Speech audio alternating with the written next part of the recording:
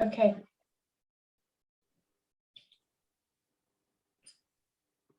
This presentation is titled "The Role of Extended Families in Namibia, Alleviating Child Poverty and Inequalities," and it's offered as an oral paper for the International Federation of Social Workers Africa region towards Ubuntu and Sustainable Development.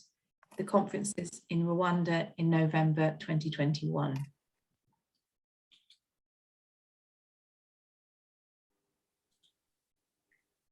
This research study was an international collaboration between social work academics at the University of Namibia and the University of Bristol in the UK.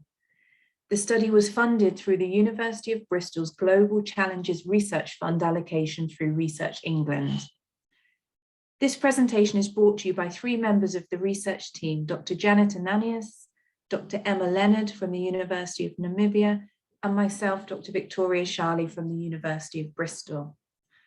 I'll begin our short presentation by outlining the aim of the study, its methods, before I then pass to my colleagues who share with you the key themes which emerged from the data analysis and also the study's findings. We will conclude our presentation by providing links where you can access publications which offer more detailed information as well as our contact details. The aim of the study was to provide insights and understandings about child fosterage practice in Namibia. Child fosterage is a term which describes the process of raising a child by someone other than the child's biological mother.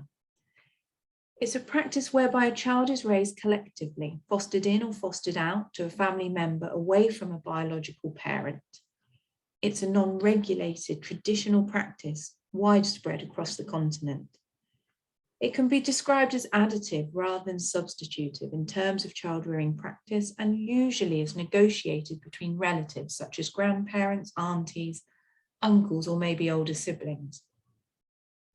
Namibia has many cultural nuances and variations across diverse ethnic groups involving both bilineal and unilineal descent systems. Matrilineal descent systems dominate in Ovambo-speaking people, who are in fact the largest ethnic group in Namibia, representing around half of the country's population. In the context of Namibia, child fosterage is very common, and there are many reasons documented for the practice within African culture. In terms of being a voluntary process, motivations can include help in the home, an heir, a token of friendship and giving, maybe a symbol of prosperity.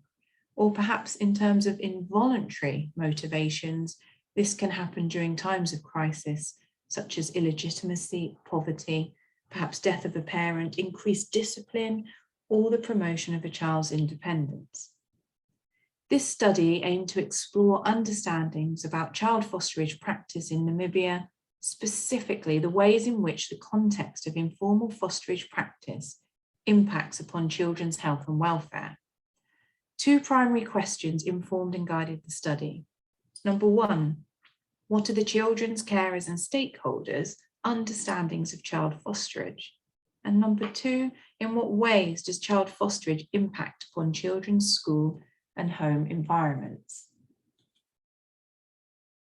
Ethical approval for the study was obtained from research ethics committees at both academic institutions in the spring of 2019. Permission was obtained from the Ministry of Gender Equality and Child Welfare. 5 stakeholder workshops took place in the capital city of Windhoek in June with a total of 36 participants. Each participant signed a consent form confirming their wish to participate in the study, and children under the age of 16 years old gave assent to their participation. Informed consent was also gained from the adult responsible for their care.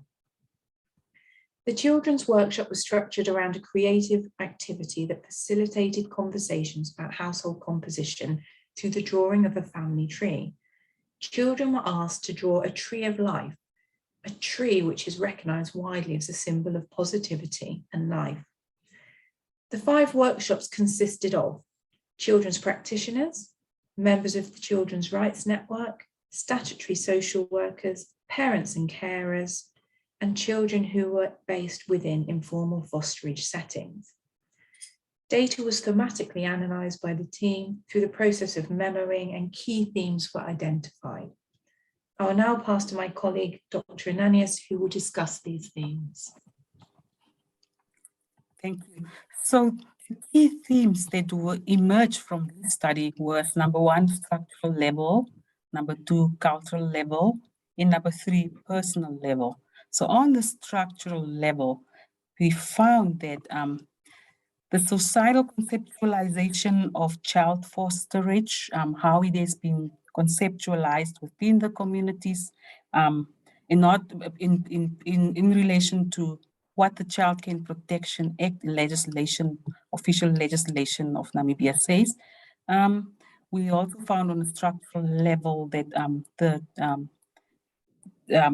there is an impact on poverty contributions towards poverty alleviation, and child fosterage. There's the availability of state support, the support provided by the state to provide a grant to the caregivers of the children in child fosterage. In this study, involuntary child fosterage as a result of crisis, such as the death of a parent, was a common theme, while voluntary fosterage that occurs due to hardship experienced by biological parents was also acknowledged and reported, but to a much lesser extent. The second theme around the cultural level is looking at the rights, responsibilities, and reciprocity that the child fosterage is providing. Various motivations are existing why children are placed in child fosterage, and culture plays a very huge role. And at times there could be also conflictual situations around the decisions to take a child in or out of child fosterage. So the traditional cultural practices reflects the value and beliefs held by members of the community for periods often over generations that care arrangements took place. On a personal level, especially pertaining to the children placed in child fosterage, this transition of childcare arrangements, which is happening in a family setup, maintains the identity of the child from the biological care, transitioning to another family member who is also the care and who takes care of the child. So there is some form of consistency in the care. What we would like to highlight is there could be situations where children fostered in or out of care are treated differently from the children from the biological family. Positive experiences and opportunities are for some children in fosterage, but there are also some form of vulnerabilities and risks that could be part of fostering a child in or out of an extended family care. Over to Dr. Emma Leonard.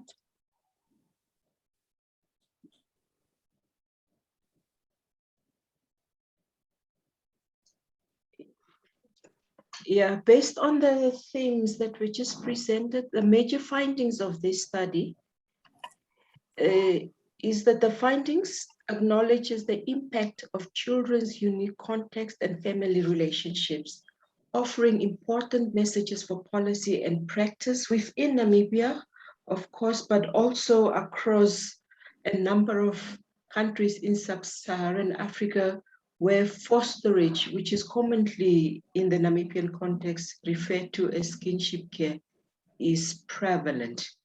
So amongst the findings is that the prevalence of child fosterage is much higher than is currently reported. And as much as the Child Care and Protection Act of 2015, which is a national legislation that looks at the protection and care of children, requires formal registration of those who take children in their care. The registration in most instances does not happen, and there is a high degree of informal care arrangements, especially amongst family members. As was alluded earlier, if death happens within a family, it is through the cultural arrangements that the child would be passed on from one family member to the next. In most instances, if it is the biological parent, the next carer in line would be the grandparents.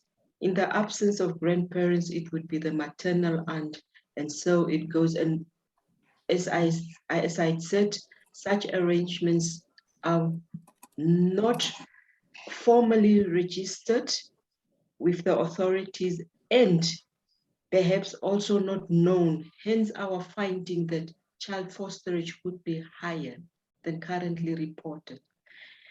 Another finding is that fosterage placements vary in quality, bringing both advantages and challenges. That was mentioned by Dr. Ananias when she just said that there are differential treatment in the foster care arrangement. Some children would have a positive experience in terms of their progression in school and other activities, perhaps the provision of material needs and resources.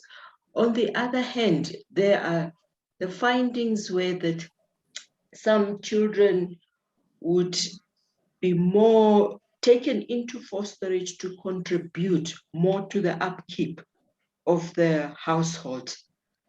But one cannot really, through these studies, say the one outweighs the other. It's just the findings that we found that there are different qualities that brought about by the fosterage placements.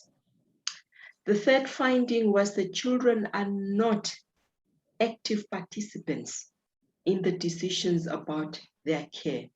We know even the Child Care Protection Act, in addition to the UN Convention on the Rights of the Child that gives a voice to a child, or that demands that children should have a voice in issues that affects their lives. When it comes to fosterage arrangements, we found that those discussions are held by the adults or the seniors in the family, and children has no particular decision in that. It also happens at times that siblings would be split and given to different members of the family upon the death of their primary caregiver. And they have no choice and they have no decision in that regard. The fourth finding of the study was that caregivers are financially responsible for children and require additional resources. And with the economic hardships that many families experience, taking a child into fosterage at times was perceived as an additional cost to the family, an additional mouth to feed and to dress. And for caregivers, some indicated that the decision, the choice of taking in the child,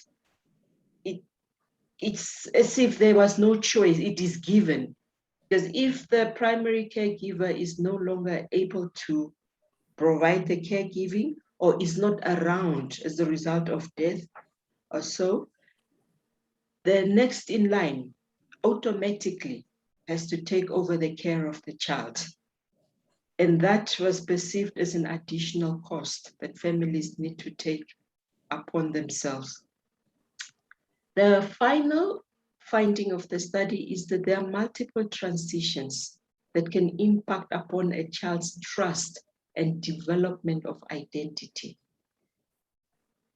What is meant by this is that once a child moves into a foster family or into fosterage, it does not automatically mean that the child remains with that family. If a situation changes or the family feels they are no longer in a position to take care of this child, the child could be passed on to the next available family member. And that really creates a challenge for the child in terms of developing trust and the sense of identity of where do I belong?